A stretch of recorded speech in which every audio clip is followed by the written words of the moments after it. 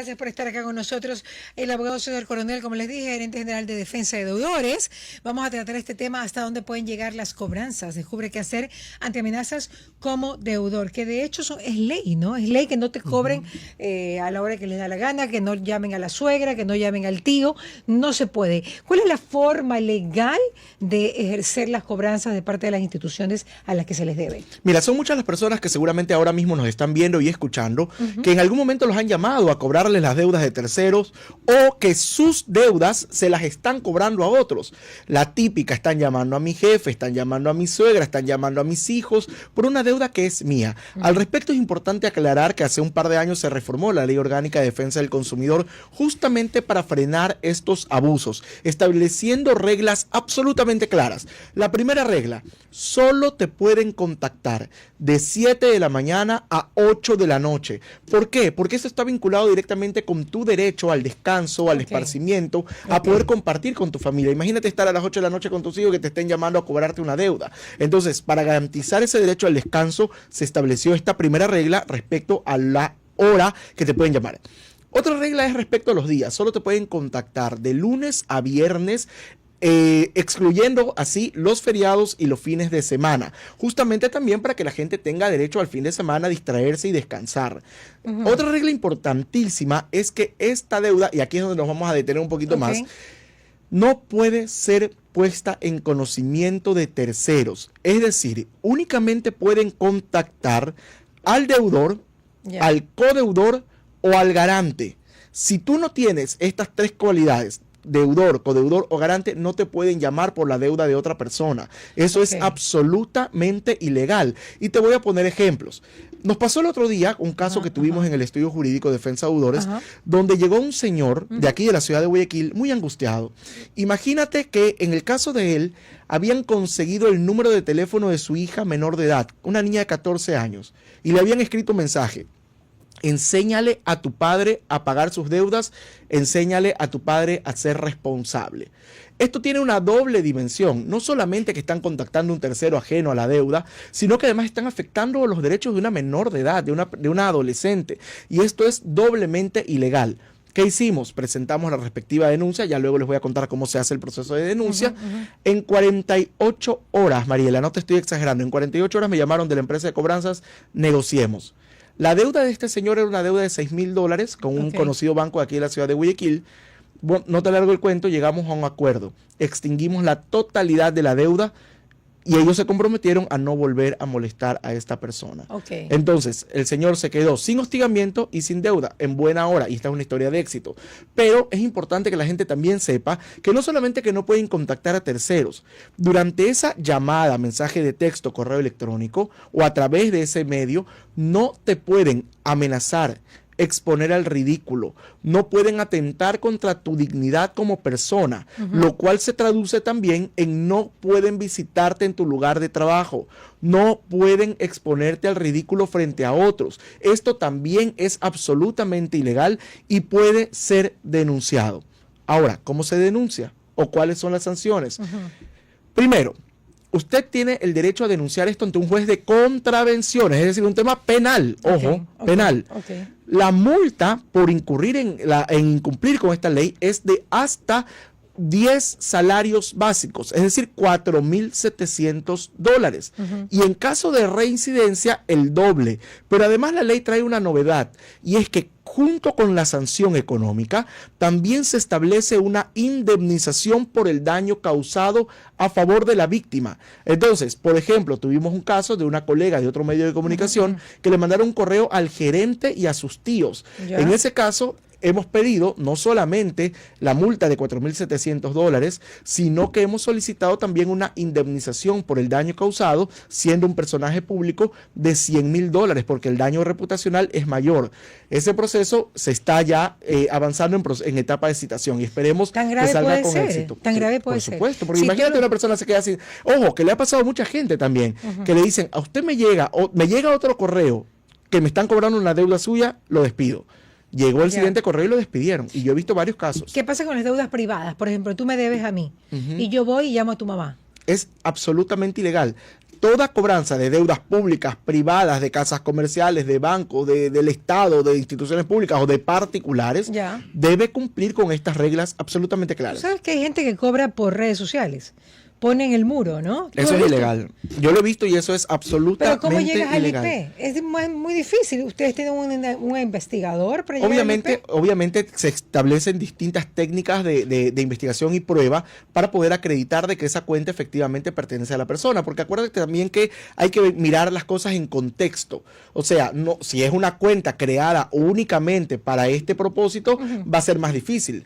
Pero hay mucha gente, y la gran mayoría de los casos lo hacen desde su cuenta personal, que está claramente identificada y conectada con la persona, donde no hay duda alguna. Entonces, pero también te digo una cosa, Mariela, en la gran mayoría de casos, la gente, una vez que recibe la citación con la denuncia, prefiere negociar.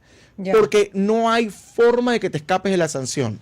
No la sanción es alta. Y la sanción es $4,700. Imagínate, el caso de esta chica de otro medio de comunicación, la deuda era de $1,500.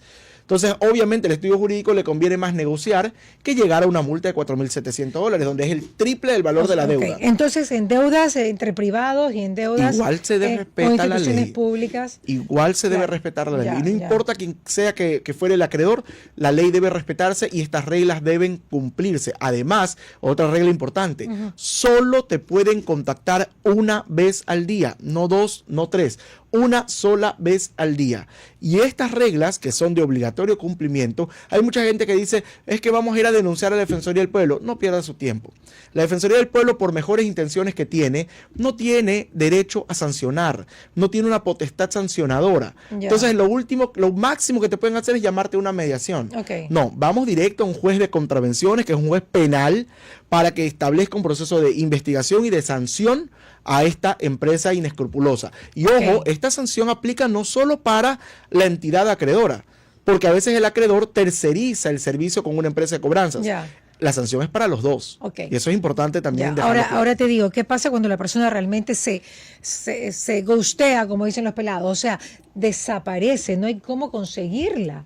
Y realmente también tú sabes que si te deben, tienen que pagar. Pues, toda deuda se debe pagar, salvo aquellas que por el tiempo han prescrito y se puede pedir la prescripción. Son 7 años. Pues. 10 años. O 10 años, son casos excepcionales, pero también es verdad que toda deuda se debe pagar y toda deuda debe estar claramente monitoreada. Ahora, si tú estás haciendo una gestión de cobranzas y no logras contactar a la persona, lo cual es muy difícil porque hoy contactar a una persona es bastante sencillo, más aún con la información que hay en redes y tal, pero digamos que no la logras contactar. No te coge el teléfono, punto. La puedes demandar a esta persona y si tú haces todo el proceso en el cual confirmas que efectivamente no conoces su domicilio, se puede citar a esta persona por la prensa. Y si no comparece al proceso judicial, te van a dictar sentencia. Entonces es importante que la gente también tenga monitoreado los procesos judiciales, porque hay gente que nos está escuchando y realmente no contesta el teléfono no porque no quiere pagar, sino porque no puede y porque le quieren, porque esa es otra también, Mariela. No solo que te llaman a veces a cobrar, sino que te llaman a obligarte a que hagas un abono, a obligarte a que hagas un convenio, que te dicen, ¿cuánto gana usted? $500 mensuales. Ya, va a ser un convenio por 500. ¿Pero y de qué vives? ¿Con qué pagas el agua, la luz, el teléfono, la educación de tus hijos? Es un convenio que es imposible de pagar. Entonces también el llamado a los acreedores a que comprendan la situación que pasan muchas personas. Porque me atrevo a decir algo, Mariela, y es que el 99.9% de mis clientes que llegan con una consulta conmigo, y ya son más de 90,000 los que hemos logrado alcanzar, todos, el 99.9% tienen voluntad de pagar, quieren pagar, pero cuando van a hablar con el acreedor se encuentran con una puerta cerrada, que el acreedor les quiere imponer condiciones que no pueden cumplir o cuotas que no van a poder pagar y eso es lo que termina alargando estos problemas de deudas. ¿Qué pasa cuando te debe una institución o una empresa y la persona que daba la cara resulta que no es el ¿cómo se llama? El representante legal. El representante legal, sino que ha puesto el representante legal a la secretaria, al contador, y que cuando tú quieres cobrar, resulta que no sabes ni a quién cobrarle. Y esa persona que daba la cara se hace humo. Mira, y esos son bastante conocidos esos casos, no son pocos. Pero lamentablemente, respecto a la ley, la única opción que tú tienes es irte en contra del representante legal. Ahora, ¿qué están haciendo algunos acreedores también? Dicen, muy bien, yo te acepto la deuda a nombre de la compañía, pero sin importar que seas tú o no el representante legal, tú me firmas como garante solidario, como persona natural. Y eso está pasando mucho también para protegerte de alguna manera de este tipo de casos. Entonces, si bien es verdad, comprometes a la empresa, ya no lo hiciste, ya no puedes. O sea, salvo que le hagas firmar un acta transaccional donde en esa acta transaccional, lamentablemente, pero a ver, puedes igual perseguir el patrimonio de la empresa, ¿no? Y luego, si demuestras que hubo algún tipo de fraude, te puedes ir en contra incluso de los accionistas. Pero no es tan sencillo, no es tan sencillo, y es un proceso largo y que debe generarte, digamos, debes tener mucha paciencia. Claro, mucha paciencia. ¿Cuántos años de paciencia? Bueno, depende, hay procesos. Mira, yo vi el otro día en un conocido canal de televisión un reportaje que hacían de una pareja que se divorció hace 6 años.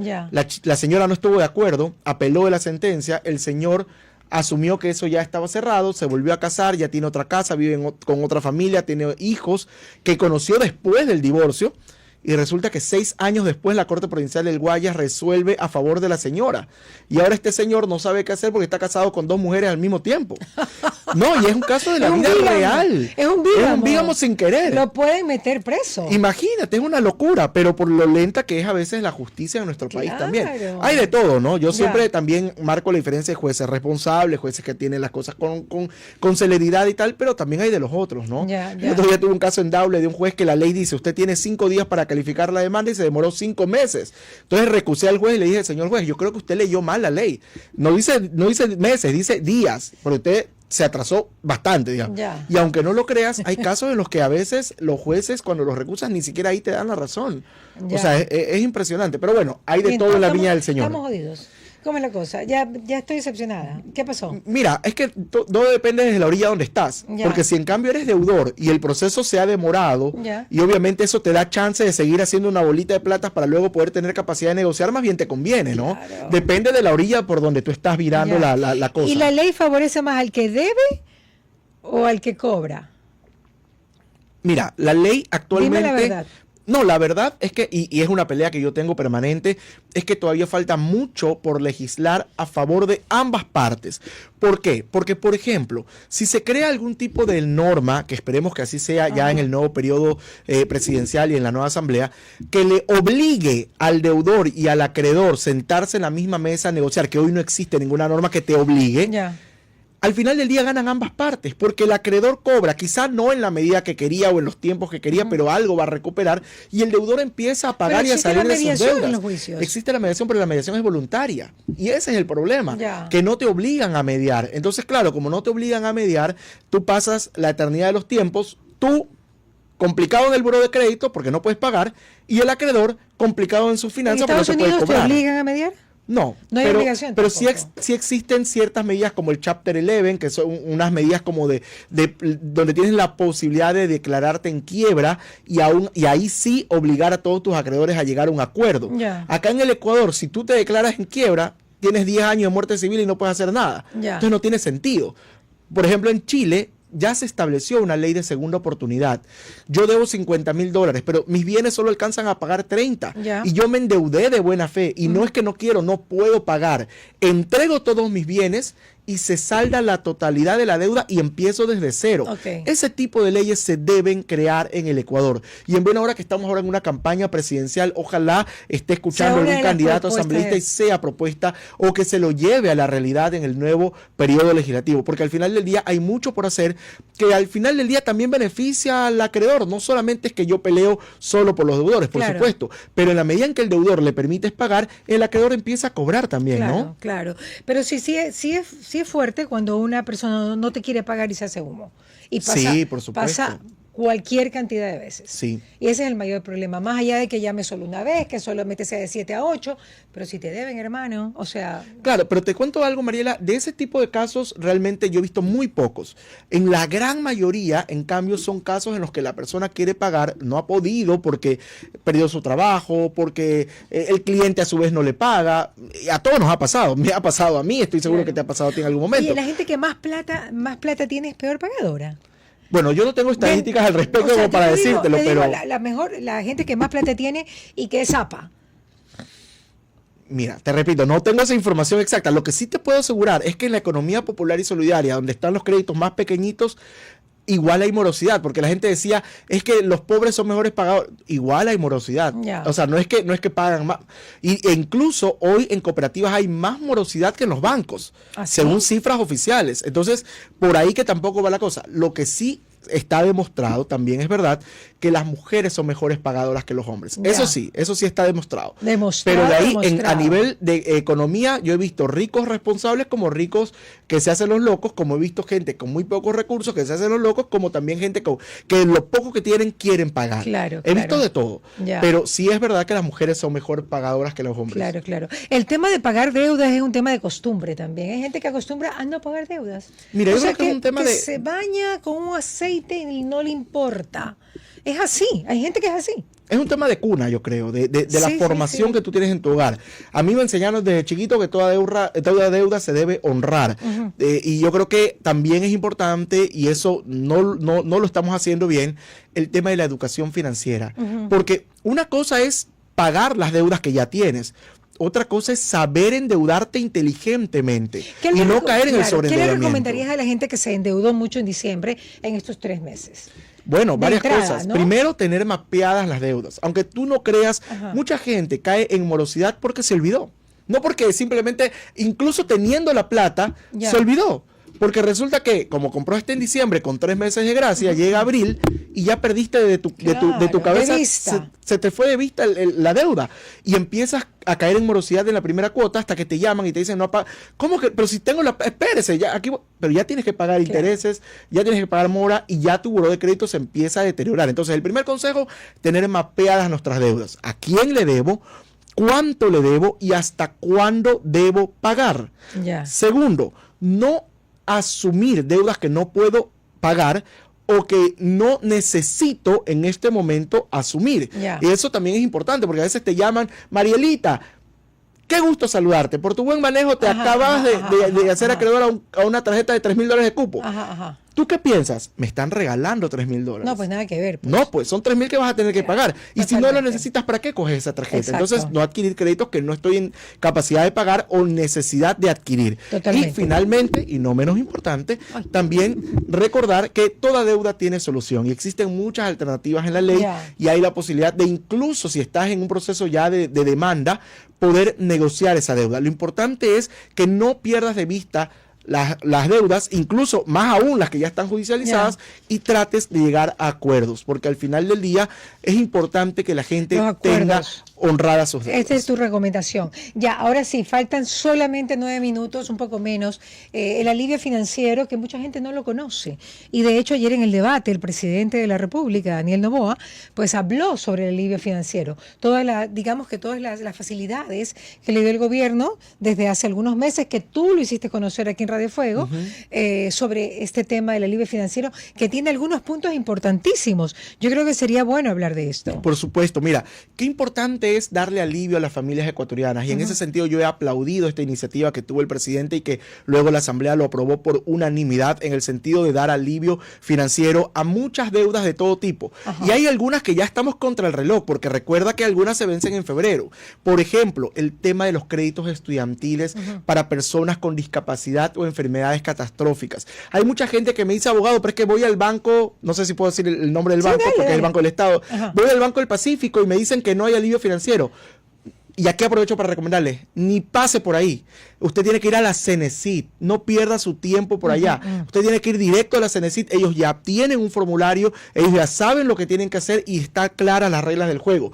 La deuda que usted tiene, por mucho que el que le cobra todos los meses el Banco del Pacífico, tiene un origen en un crédito educativo otorgado por el Estado a través de la Cenecit. Por lo tanto, el beneficio de la ley para condonar totalmente las deudas de personas con discapacidad, de enfermedades catastróficas, es de la Cenecit. Y en aquellos casos de aquellas personas que tienen una deuda en coactiva, que no tienen discapacidad ni enfermedad catastrófica, pueden acceder a la condonación total de los intereses, multas, recargos y gestión de cobranza, pagando solo el 10% del capital. Y no lo tienes que pagar ahora, lo puedes pagar de aquí a 1 año y medio aproximadamente, que es el término establecido por la ley, y luego el resto del capital, solo capital, te pones de acuerdo con la Cenecit. Y ese trámite, repito, no pierda el tiempo en ningún banco, vaya directo a la Cenecit. En el caso de Guayaquil está ubicada aquí en el Ministerio del Litoral o el Gobierno Zonal, ex Banco del Progreso, no sé cómo lo conozcan conozca según la generación, y ahí puedes iniciar este trámite. Eso es importante decirle a la ciudadanía porque hay mucha gente que está confundida. Por otro lado, respecto al BIES,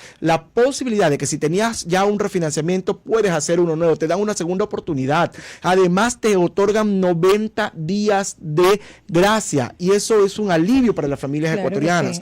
Por otro lado, aquellas deudas de créditos productivos de la banca pública que tengan más de 180 días vencidos y que usted no ha podido pagar, puede acceder a la condonación total de intereses, multas y recargos pagando solo el capital de acuerdo a valga la redundancia, al acuerdo que usted llegue con el banco. Otra gran ventaja, sobre todo para los agricultores de nuestro país que están golpeados también por la economía. Otra cosa importantísima, la eliminación de aquellas deudas de la banca cerrada de créditos no vinculados, te acordarás, Banco del Progreso, Banco La Previsora, Filanbanco, de esa época, de hasta $10,000 se eliminan en su totalidad. Y aquí hago una advertencia. ¿Y todavía siguen vivos? De alguna manera. Yo me reúno. Molestando por créditos y tal, ¿no? Por son personas a las que lamentablemente en algunos casos les han complicado la vida totalmente. Me imagino. Son realmente víctimas del sistema porque ellos fueron deudores de buena fe. Y lamentablemente hoy existe una empresa de cobranzas inescrupulosas como es Resicop, a la cual esta ley ataca directamente y le dice deudas menores a $10,000 se eliminan. ¿Y sabes lo que le está haciendo ahora Resicop a la gente? Esperemos a que salga el reglamento.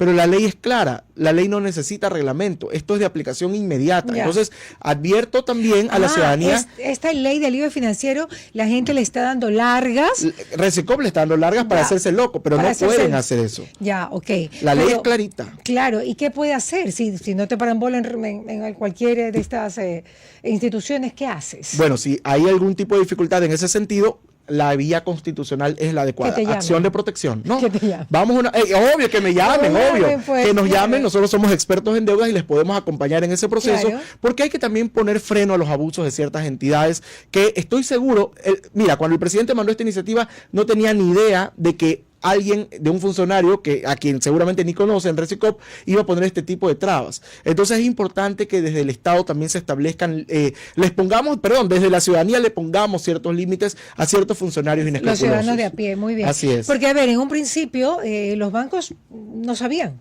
Sí. O sea, ahora también hay otra cosa. ¿sí? O no querían saber, o se hacían los locos, pero no sé de qué me estás hablando. Me explico. También hay otra cosa. La ley de alivio financiero es una importantísima, pero también acuérdate que el presidente emitió el decreto 444, que luego se tradujo en una resolución de alivio financiero que no tiene nada que ver con la ley, pero que también tiene, y esto fue iniciativa, esa sí no necesitaba pasar por la asamblea, fue directa iniciativa del presidente. Esa es importantísima. Si tienes una deuda que está al día, pero que tú ya sabes que no vas a poder pagar, puedes acogerte, y eso es hasta marzo de este año, a que 3 cuotas las mandes al final del crédito.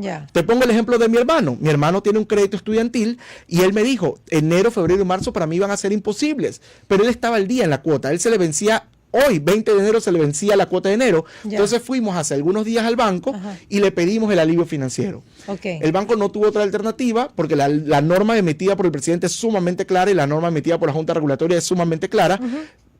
Tienen la obligación ante la solicitud del cliente de esas 3 cuotas de enero, febrero y marzo mandarlas al final del crédito. Entonces mi hermano enero, febrero y marzo no va a pagar sino solo el seguro de gravamen, que son $7, y va a poder ese dinero utilizarlo para salir de otras cosas o adelantar pagos de otras cosas y así tener un verdadero alivio estos 3 meses. Claro, ahora también en esa ley de alivio financiero está el tema del impuesto a la renta. Si has tenido personas bastante estables, ¿puedes sacarle provecho? ¿En qué porcentaje le puedes sacar provecho? A ver, eso ahí cierro resolución, vámonos otra vez a la ley. La ley de alivio financiero te permite a aquellas personas que están en el régimen especial RIMPE, que no han podido pagar 2023 y 2024 impuesto a la renta, se elimina esta deuda en su totalidad. Mira tú. Primera cosa. Segunda cosa, si cerrado el año 2024, tu nómina se mantiene estable, no has despedido absolutamente a nadie. ¿Y se han renunciado? Bueno, la norma dice despedido.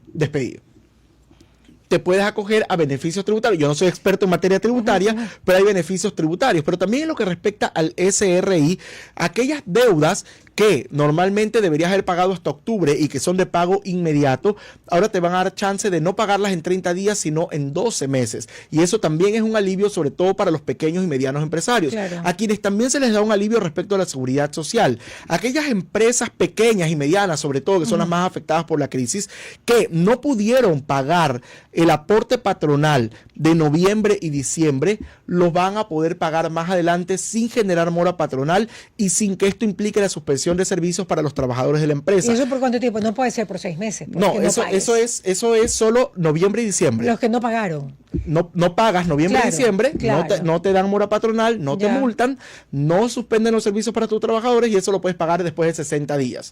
Sin ningún problema. Pero esto también es un alivio porque a veces pasa que el empleador, el empresario tiene que elegir o le pago al IES o le pago a los trabajadores.